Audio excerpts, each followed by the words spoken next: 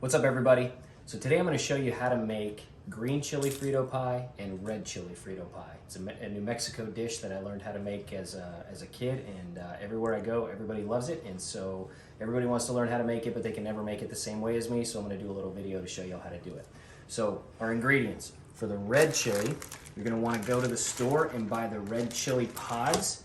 You're gonna soak them in water. They're gonna look like this. They're gonna be kind of dried out and stuff like that. So you wanna soak them in water for about an hour, at least an hour, maybe even a little bit longer if they don't soften up. I like to keep an extra bowl on top of this to help keep them submerged, right?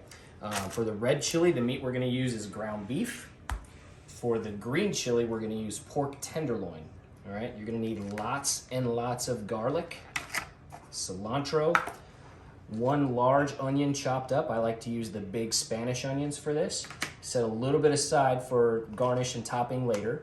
You're gonna need 1 pound of roasted and chopped and peeled green chilies. All right, I like to order them from hatchchilistore.com. I'm not sponsored by them, but they're really good quality chili. But if you're just going to your local grocery store, you can usually find some in the frozen food section. Bueno, 505, different brands like that are pretty good. You're gonna need lots of chicken broth, okay? I'm gonna use more than just this. I'm just showing it to you as an example. And then I also like to add some caldo de pollo to it. It adds that little extra kick of Spanish flavor to it.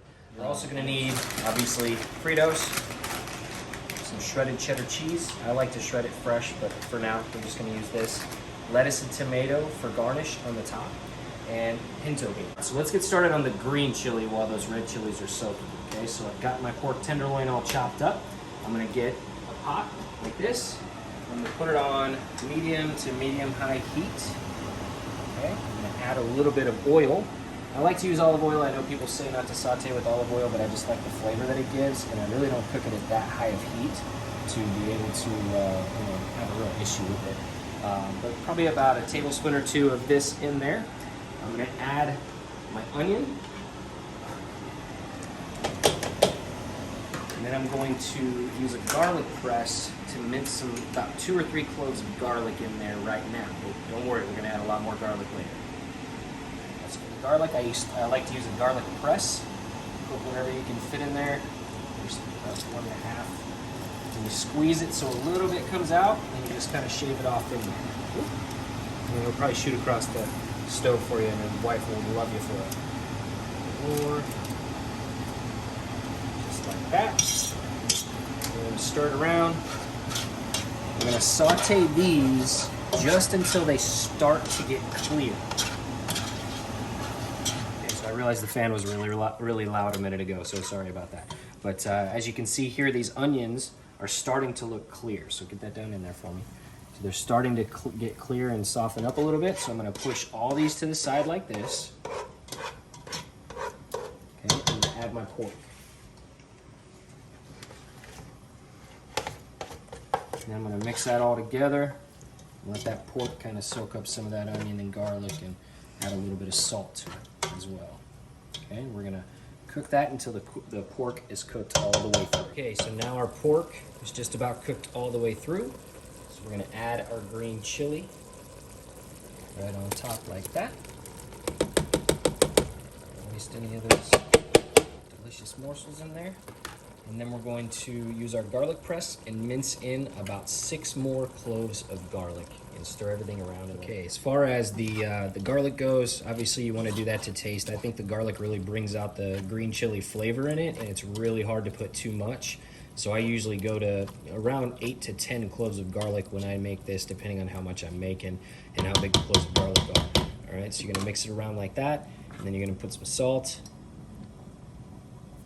And then you're gonna wanna cook that until the liquid is basically gone and the green chili almost starts to have like a paste look to it. Not quite disintegrated, but just less firm and more soft and kind of pasty. All right, so we've been cooking this for a while, starting to get all the liquid out of it. We're getting close, but we're not quite there. But as you can see, that green chili is starting to look a little less firm and a little bit more soft and kind of pasty. At this time is when I like to add my cilantro. All right, let's see if I can get into the camera. My cilantro.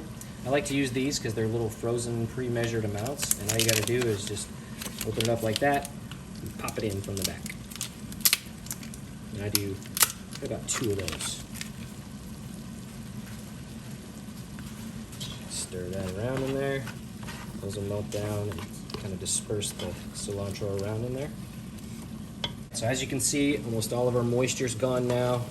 It's more like kind of just like pasty and really sticking to everything. That's the effect that you really want to get before you go to this next step. That's what's going to get you the most flavor out of this. All right.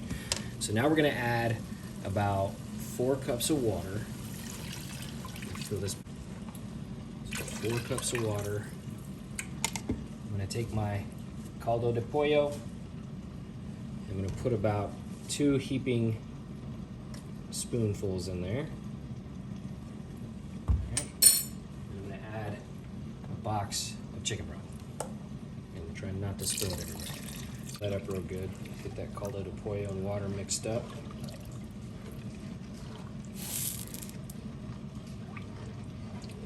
And we're going to put a cover on it and bring it to a slow boil. All right, so we want that green chili to be at a nice slow boil like this, just stirring occasionally. All right, and we're gonna let that simmer or slowly boil for at least an hour if you want good flavor. The longer you do it, the more it just kind of disperses that flavor throughout the liquid and just gives you a whole bunch more flavor in the dish. All right, so let's talk about what we're gonna do with these red chilies. We're gonna take them now that they've soaked. We're going to cut these ends off, and we want to get as many of the seeds out as possible. So there's a little bundle of seeds here I like to cut right below that, like that. Okay, you just kind of tap it, get some of the seeds out, set that aside, that goes in the trash. All right, you're going to do that with all of them.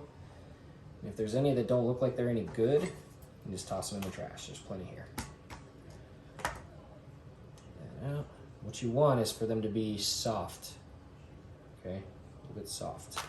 So now that I've trimmed them all, I'm going to put them back into the water until they get to kind of a light red color like this. Okay, so if they're still dark, just keep them in the water a little bit longer and they'll lighten up. And then that's when you know they're ready for the next step. Okay, so now our red chili pods are soaked, they're trimmed, the seeds and the stems are taken off. We're going to make the actual sauce now. So we're going to put these pods in our blender. Like so. I'm going to add a few cloves of garlic in there, maybe about 3 or 4, like that. Some salt and chicken broth.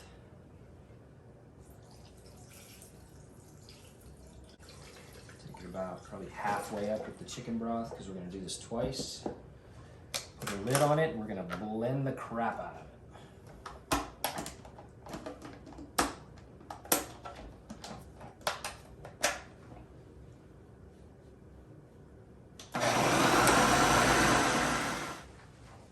Once it's blended up real good, it should look something like that. You see there's a lot of skin pieces in there from the chili, and don't worry, I'm going to show you in a minute how we're going to deal with that. For now, I'm going to put this in a separate bowl, set it aside so I can do my second batch. Okay, so now we need to get all those little chunks of skin and anything that's like chunky out of this and make it a really smooth thing. So you want one of these guys, the real thin mesh, got the little handles on it. You just set it right on the edge of your bowl like that. You're going to pour some through. When it starts to fill up, it's probably getting a little clogged. So we're going to take this guy. We're just going to kind of move stuff around in there a little bit so it'll all sift through. And then the excess, we're going to dump in the trash and keep doing that until it's all done. So the end result is going to look something like this. Smooth, nice deep red color. All blended together. No seeds, no chunks of skin. Now we're gonna brown up our pound of ground beef in a pot, something like that. So we're browning this ground beef. We're gonna put in some garlic powder, some onion powder, and a little salt.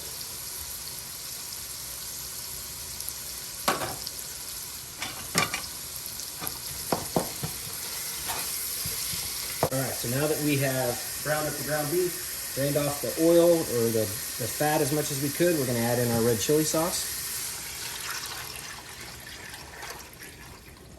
Might be a little bit too much for this amount. Made quite a bit there. I'm just gonna give that a good stir. Yeah, and then we're gonna let that simmer for probably about 30 minutes to an hour. All right, so next we're gonna take some cornstarch. You know, I like to put it in a glass like this. You're gonna need a lot for both of these recipes together. Normally this would probably cover just one of them, but we'll probably end up having to do this twice. But you're gonna take some cornstarch and some cold water and add that cold water slowly while you're stirring until you have a thick roux. It's completely mixed up, but it's still really thick. That's what you're looking for. All right, so that roux should look something like this. It's still kind of thick when you're stirring it, but it's not got any of the cornstarch powder left. All right, so now we're gonna stir in our roux nice and slow until it reaches the desired thickness. You want it to be kind of like a fairly thick soup. You're gonna be putting this on top of Fritos and you don't want it to be super liquidy. It just makes your Fritos soggy.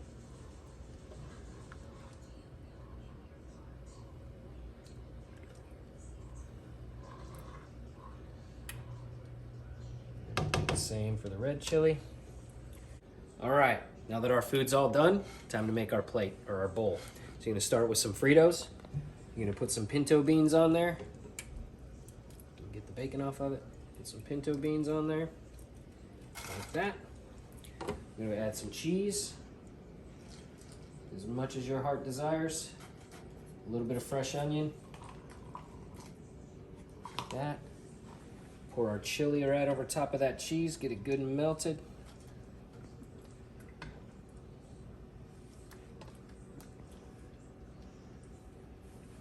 Top it off with a little lettuce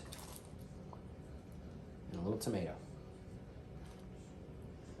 Warm me up some tortillas and enjoy.